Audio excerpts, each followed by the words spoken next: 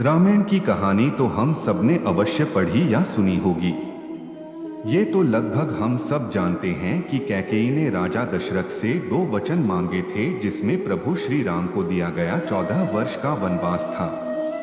कैकेयी को ऐसा करने के लिए उकसाने वाली उनकी दासी मंथरा थी। लेकिन यहाँ सवाल उठता है कि आखिर मंथरा ने प्रभु श्री राम को अयोध्या का राजा बनने से क्यों रोका। वो क्यों नहीं चाहती थी कि राम जी अयोध्या का राज सिंहासन पर बैठें? क्या उसका राम जी से कोई बैर था या इसके पीछे कोई और कारण था? इस लेख में हम इन्हीं सवालों का जवाब जानेंगे। जब प्रभु श्री राम के राज्याभिषेक की घोषणा हुई तो पूरी अयोध्या नगरी में उल्लास और उमंग की लहर दौड़ गई। पूरे अयोध्या वासी तैयारियों में जुट गए।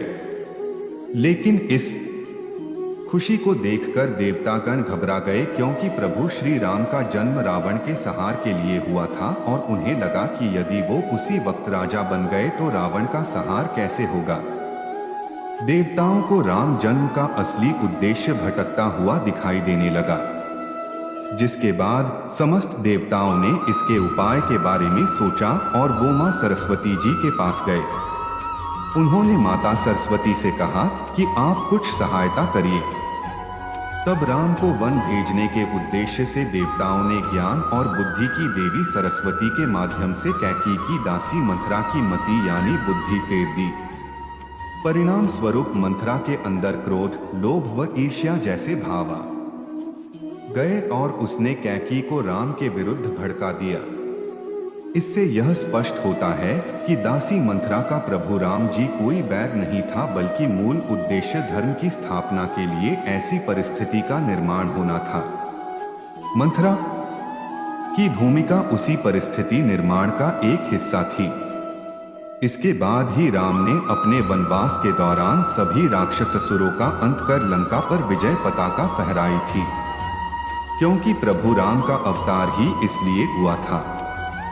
रामचरितमानस में गोस्वामी तुलसीदास जी ने भी मंथरा के बारे में कहा है कि मंथरा की एक गलती ने उसे अपयश का भागी बना दिया। अगर हम इस पूरे घटनाक्रम को गहराई से देखें तो इस निष्कर्ष पर पहुंचा जा सकता है कि प्रभु श्री राम का वन गमन विधि का विधान था, जिसमें मंथरा सिर्फ एक माध्यम बनी।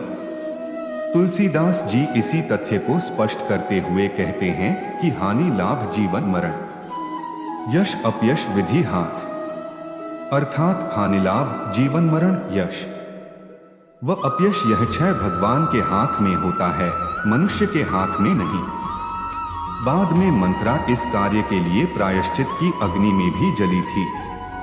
अंत में जब प्रभु श्री राम अयोध्या लौटे थे तब उन्होंने और माता सीता ने मंथरा को मां संबोधित करके उनसे आशीर्वाद लिया था। हालांकि इस प्रसंग को लेकर अलग अलग रामायण में भिन्नताएं भी देखने को मिलती हैं।